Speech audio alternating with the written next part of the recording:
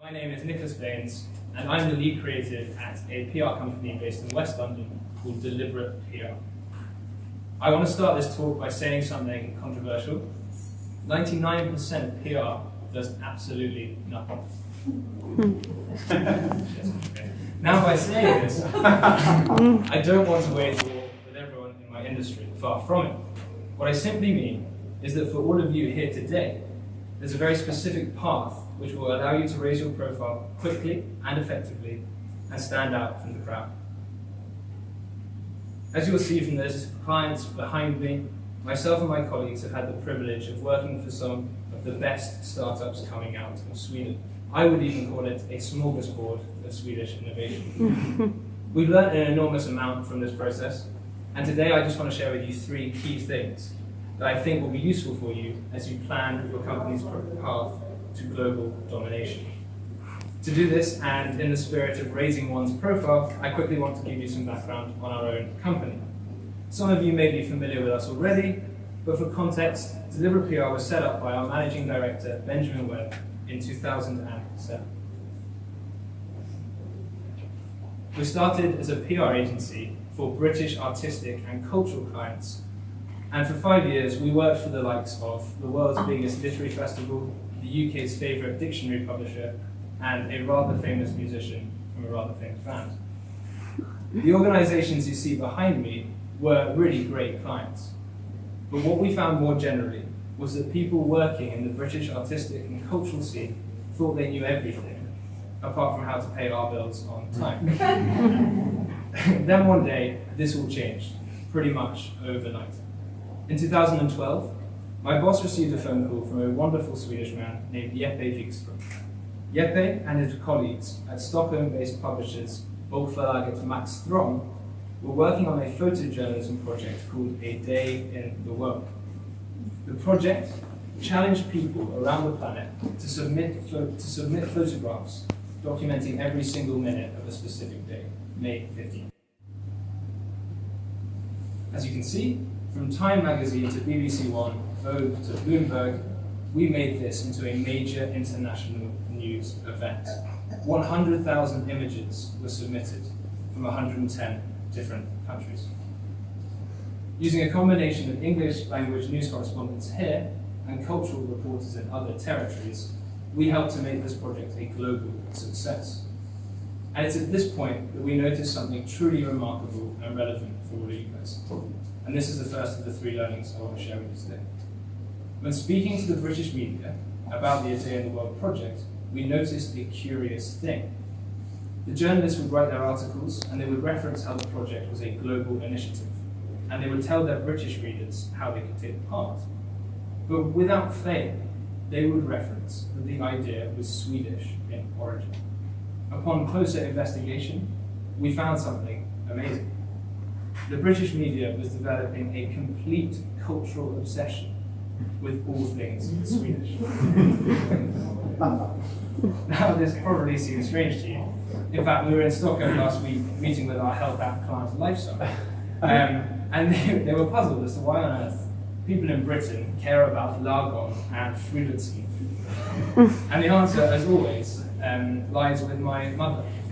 My mother has watched every Henning Mankell crime drama to cross the North Sea. The bookshelves at home are full of literature by Stig Larsson and Camilla Läckberg, and she's learning a new recipe for toastskagen every weekend.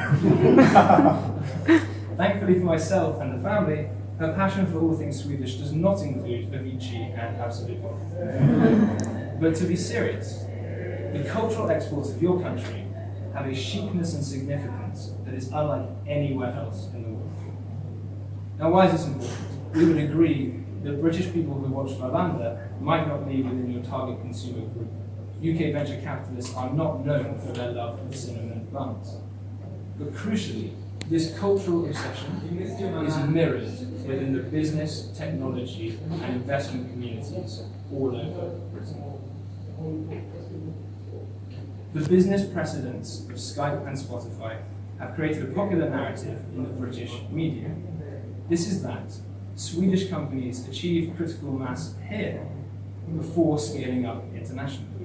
And Just as the Swedish cultural quirks are of interest to us Brits, so too are your more unconventional business practices. The journalists that we introduce to your CEOs are fascinated by the flat hierarchy structure here. They see Swedish parental leave as a sign of a utopian society, and they are astonished by and jealous of Fico. Just the other week, our Prime Minister announced regulation requiring that big companies make their salaries publicly available. And we were able to call up the news desk of the FT and the BBC and let them know that Swedes have been this transparent for over 100 years. As a result, the business editor of a major British newspaper is coming out here next month to see the for herself. And conveniently, the pieces she plans to write will be full of deliberate PR clients. Swedishness is an asset that captures the attention of UK business journalists. And once their attention is captured, your significant company announcements can turn into business profiles in some of the most prestigious pages on earth. To see this logic firsthand, you need only go onto the Financial Times today to see a long piece on the latest funding round from Swedish podcasting platform Acast. And you will find, by aiming first for business press based in Britain, then other people start coming to you. News reporters will get in touch asking for comment on a breaking story. Technology journalists will review your apps and cover your company news. And marketing directors from other organizations will get in touch asking to partner up. But more on that in a second.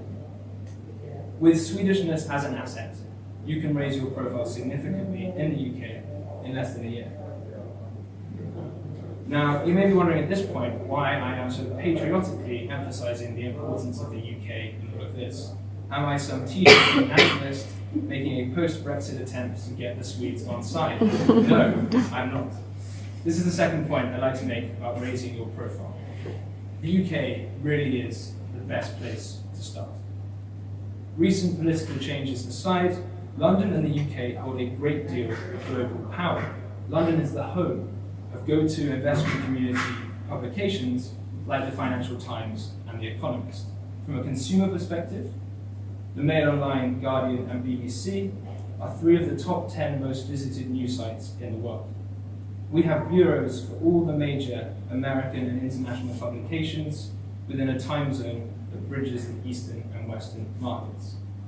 In short, the UK remains and will continue to remain the gateway to the English-speaking world. Now, many of you are probably wondering why I'm ignoring the fact that as we speak, America is being made great again.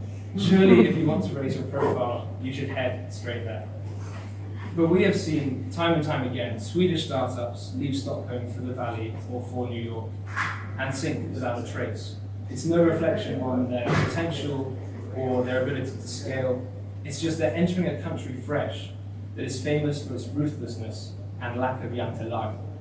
By going to the UK first for 6 months, Swedes can instead cross over to the US with English language legitimacy.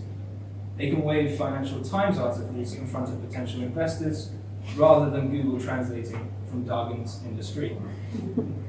British journalists are some of the most difficult in the world to navigate. Because of this, their seal of approval carries real legitimacy worldwide. I'm not exaggerating, and I'd like to give you some examples of how British journalists are a nightmare to work with. They hate mentioning brand names. They'll interview founders for an hour, and they'll write a piece about the 2 minutes discussing Brexit. And you'll never see a copy of an interview before it's published. This is always a shock to Swedes. In short, if you can pass the scrutiny of a British journalist, America really is yours to take.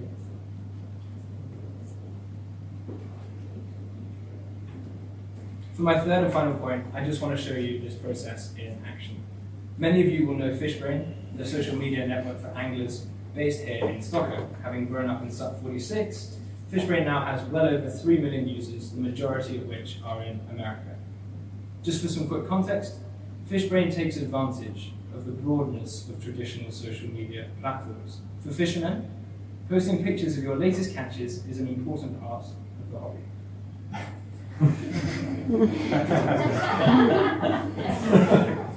If you post these on Facebook or Instagram, you might alienate one or two social media friends. Instead, you can now get a fish brain and engage with your hobby in a dedicated space with sharing it with people who share your passion. This brilliant idea, helped by its very, I'm changing it in a second. This brilliant idea, helped by its very outdoorsy Swedishness, was a hit with the British press. When they reached 1 million users, we took this news hook to Business Insider UK, who wrote a great piece. When Fishbrain secured significant investment, and of course by North Zone, we made the announcement in the Daily Telegraph.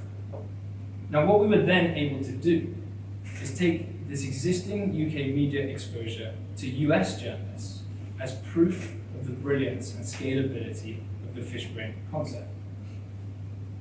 This led to Johan Atby, the charismatic CEO, appearing live on CNBC. It also allowed us to secure a company profile on Forbes magazine, the Moby Dick of promoting a startup within the investment community. And it's this combination of articles on both sides of the Atlantic that allowed Fishbrain to partner with the US government on a project that would reach millions of people. And this is my third and final point: use partnerships to your advantage. The creative team at our agency had an idea. We wanted to show the functionality of the Fishbrain app to the American market, and we wanted to focus on the locational data generated every time a user logged the cache. If we could get the app's 2 million anglers looking for something specific, the locational data collected could be very valuable indeed. Looking into this, we soon realized that the tracking of endangered species in America is a very important yet underfunded activity. What we realized is the app's army of anglers could generate conservational data on an unprecedented scale. It's worth quickly mentioning that when startups launch projects designed to have a moral purpose, such as this endangered species project, you have to be careful. If you do it on your own, it can sometimes work, but it can often seem self-interested, promotional, and a bit opportunistic. At Deliberate PR, for example, we always work with partners that bring a level of academic credibility or a charitable aspect that can benefit from the exposure, and that sort of thing. To legitimize this endangered species project, we approached the US Fish and Wildlife Service, the federal agency in the US, and equivalent to Naturvårdsverket. That was the hard one. I called up the agency, this governmental agency's communications department, and we had a meeting in New York. We met with them, we explained the Fishbrain app to them, and they were open to the idea of collaborating. When you speak like I do, Americans, and hopefully Swedes, assume you are 10% more intelligent than you actually are, which is nice, and I'm sure this played a part in the negotiations. But much more importantly, we were able to show this governmental agency's senior management team a Forbes profile, a Telegraph announcement, and a stunning interview on CNBC. Once they saw these, they leapt like a salmon at the opportunity to partner up with Fishbrain. Over the next few months, we worked with their conservation team, who gave us a list of 50 birds, fish, and animals that they were desperate for data on. These creatures were inputted into the app with a warning not to kill them, and suddenly 2 million Americans were working for the US government all through Fishbrain. When we publicly launched the project, the reputation of the agency and the innovative use of the app meant almost every major American media outlet covered the news. It was, and remains to this day, the largest crowdsourced conservational effort in history. Really importantly, from this project, the US Fish and Wildlife Service went on to promote the idea on their own channels to people likely to have an interest in the outdoors and also angling. Everyone who signed up to their newsletter, went on their website, or followed their social media accounts suddenly knew about Fishbrain and immediately understood what the app does. User acquisition went off the scale.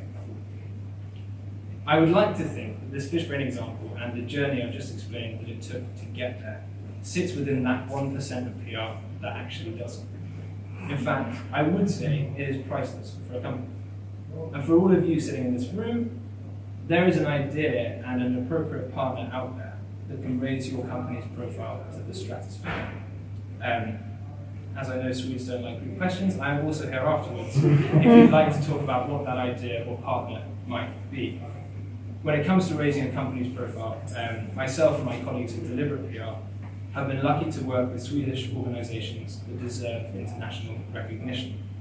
These are startups that are not only innovative and successful, but want to change the world in a meaningful way.